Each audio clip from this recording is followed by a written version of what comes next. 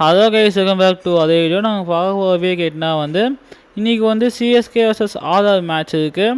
So இன்றைக்கி ஒரு புது ஜானர், அதாவது வந்து நம்ம இன்றைக்கி வந்து கிரிக்கெட் பற்றி பார்க்க போகிறோம். ஸோ வீடியோ போய் தான் வீடியோ பிடிச்சி லைக் பண்ணுங்கள், ஷேர் பண்ணுங்கள், காமெண்ட் பண்ணுங்கள். ஸோ வாங்க வீடியோ போய் தான் ஒன்றும் என்னோடய பிளேயிங் லெவன் என்ன சொல்கிறது தான் நான் வந்து வந்தேன். ஏன்னா வந்து இப்போ 2 வருஷமாக தான் கிரிக்கெட் பார்க்குறேன். ஸோ எனக்கு அவ்வளோ கிரிக்கெட் நாலேஜ் கொஞ்சம் கம்மி தான்.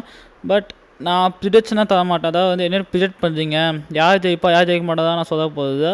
ஒன்லி எது ஸ்ட்ராங்காக இருக்குது எது வீக்காக இருக்குது அது நம்ம பார்க்க போகிறோம். ஸோ நான் வீடியோ போயிடலாம். ஸோ ஃபஸ்ட்டு வந்து சிஎஸ்கே வந்து நிறையா இன்ஜுரி நிறையா இருக்குது. முக்கியமாக நேத்தன் ஐஸ் டெட் பால் நேத்தன் ஐஸ் அவரே மிகப்பெரிய இன்ஜுரியில் வந்து ரூட் ஆகிட்டார்.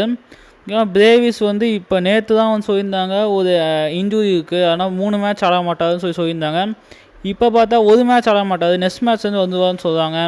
நெக்ஸ்ட்டு தோனியை நம்ம ததையே வந்து ஒரு 3 மேட்ச் 6 மேட்ச் ஆட மாட்டார், அதுக்கு ஒரு இன்ஜுரி இருக்குது, ரீஹேப் இருக்கான்னு சொல்கிறாங்க. ஸோ நிறையா இன்ஜுரி கன்சர்ன் நிறையா இருக்குது. பட் என்னோடய பிளேயிங் 11 மை பிளேயிங் 11 இதை வச்சு போனாங்கன்னா கன்ஃபார்ம் சிஎஸ்கே ஜெயிக்க நிறையா வாய்ப்பு இருக்குது இந்த மேட்ச்சை.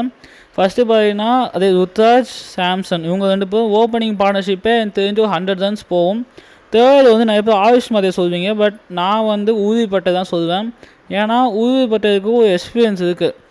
T20 ஆடி இருக்காது. ஐபிஎல்லில் வந்து சிஎஸ்கேக்காகவே டாப் 3 வந்து 3 மேட்ச் ஆடி இருக்காது. அதனால் வந்து உறுதிப்பட்டை மேலே ஹேவ் கான்ஃபிடன்ஸ் இருக்குது. ஆனால் ஆயுஷ் மாத்திரை வந்து ஐபிஎல்லையும் சரி T20 சரி 3 ஆடினது கிடையாது. பட் ஓடிஐ ஆடினாது. பட் ஓடிஐ வேறு T20 வேறு இதெல்லாம் வேறு இது. ஸோ நான் வந்து உறுதிப்பட்டை தான் போவேன். 4 பார்த்தோன்னா நான் டூபே இல்லைனா மேட்ச் ஷாட்டுக்கும் நல்ல அடிஷன். என்னால் கரெக்டாக பிளே நான் சொல்ல முடியல.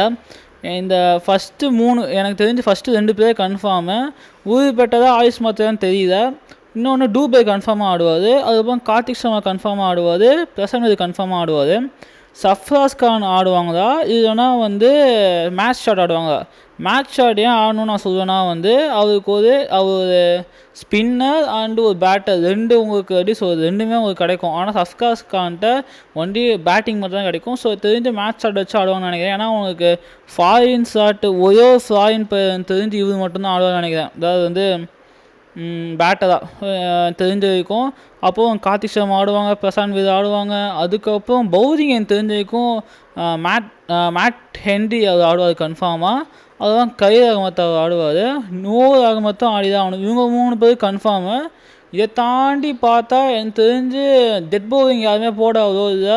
எனக்கு தெரிஞ்சு ராமகிருஷ்ணா கோஷ் ஒன்று அடிஷன் சொல்கிறாங்க நிறைய பேர். பட் அது அவர் இன்னும் ப்ரூவ் பண்ணுறது கரெக்டாக.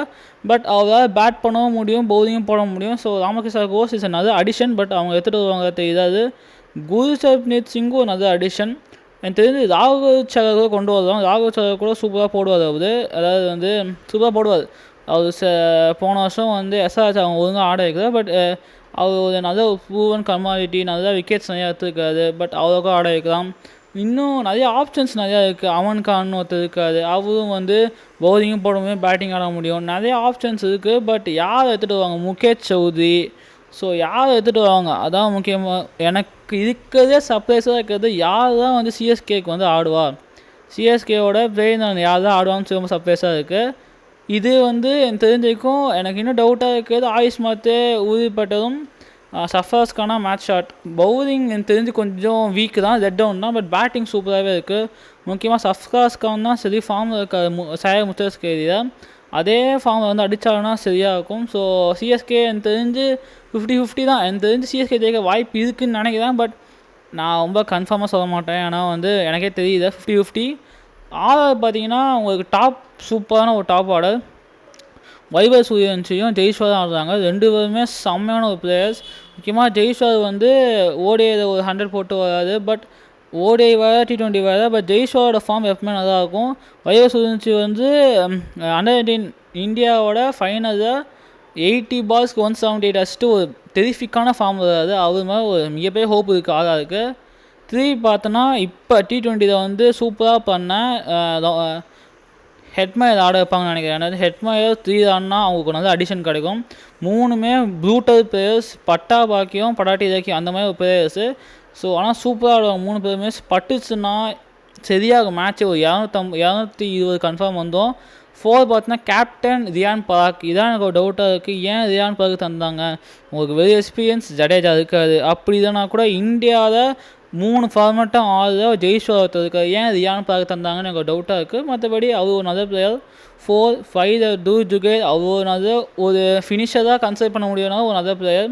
6 பார்த்தா ரவீந்திர ஜடேஜா ஆடுவார், அவர் ஒரு ஃபினிஷர், அவரோட ஒரு ஸ்பின்னர் கூட, அதாவது வந்து லெஃப்ட் ஆர்ம் ஸ்பின்னர். ஸோ அதுக்கப்புறம் பார்த்தா வந்து 2 ஆடிஷன் இருக்குது. ஒன்று வந்து டானமன் ஃப்ளேட்டாக தான், இல்லைனா வந்து ஸ்ரீலங்காண்டு ஒரு பேர் வந்து எடுத்துருக்காங்க. ஸோ அவங்க 2 பேரில் ஒருத்தர் ஆட வைப்பாங்க. ஸோ 7 வரைக்கும் பேட்டிங் இருக்குது. அதுக்கப்புறம் வந்து எனக்கு தெரிஞ்ச வரைக்கும் ஜாஃபர் ஆர்ச்சர் கன்ஃபார்ம் ஆடுவார், சந்தீப் சர்மா ஆடுவார், ரவி பிஷ்ணாய் ஆடுவார். இன்னொருத்தர் பேட்டிங் ஆடுவாங்களா இல்லை பவுலிங் யாராவது போடுவாங்கன்னு தெரியல. ஆண்டே பர்கர் அவர் ஒரு நல்ல ஒரு அடிஷன், சவுத் ஆஃப்ரிக்கா பிளேயர். அவர் கூட ஆட வாய்ப்பு இருக்குது. இம்பேக்ட் பிளேயரை இம்பேக்ட் பிளேயரை எடுத்துகிட்டு வரலாம், அதை பிளேயிங் வந்து ஆட வைக்கலாம். இம்பேக்ட் பிளேயரை ஒரு பேட்டராக சிவம் டூபேன்னு ஒருத்தர் இருந்தார், போன வருஷம் ஓரளவுக்கு டீசெண்டாக பண்ணாது. பட் அவர் ஆட வைப்பாங்க தான் கன்ஃபார்ம் தெரியல. ஸோ எனக்கு தெரிஞ்ச அந்த இம்பேக்ட் பிளேயர் யார் ஆட போகிறா, இன்னொரு பவுலராக பேட்டராக தான் டவுட்டாக இருக்குது. ஆறாருக்கு பார்த்தா bowling was decent, Sandeep Sharma தான் விடுவார். Jofra Archer is good, bad கிடையாது, it is a good bowler. So இவங்கெல்லாம் நல்லா தான் இருக்குது. பட் பார்ப்போம் என்ன ஆகுதுன்னு தெரியல. ஏன்னா வந்து சிஎஸ்கே மேலே ஒரு மிகப்பெரிய ஒரு இப்போ வந்து ஜெயிச்சே ஆகணும். ஏன்னா அவங்களுக்கு வந்து சிஎஸ்கே ஃபேன்ஸ் தோனி நிறைய பேர் வந்து சிஎஸ்கே மேட்ச் பார்க்க வரதே தோனிக்காக தான் பார்க்க வராங்க. ஸோ அது தவிர்த்து தோனி இல்லாமல் எப்படி சிஎஸ்கே வந்து ஆடுறாங்க, ஜெயிக்க முடியுமா அப்படின்னு சொல்லி காட்டணும் எல்லாத்துக்குமே, ஃபேன்ஸுக்கு தான். ஸோ பார்ப்போம். என்னோடய சப்போர்ட் வந்து சிஎஸ்கே தான். ஸோ இது என்னோட வந்து ஒரு சின்ன பிரச்சனை. ஸோ பார்க்கலாம் எப்படி இருக்குன்னு சொல்லிட்டு. ஸோ ஆல்வேஸ் வீடியோ இந்த வீடியோ பிடிச்சி லைக் பண்ணுங்கள், ஷேர் பண்ணுங்கள், கமெண்ட் பண்ணுங்கள், மக்கள் சப்ஸ்கிரைப் பண்ணுங்கள். So bye guys, by.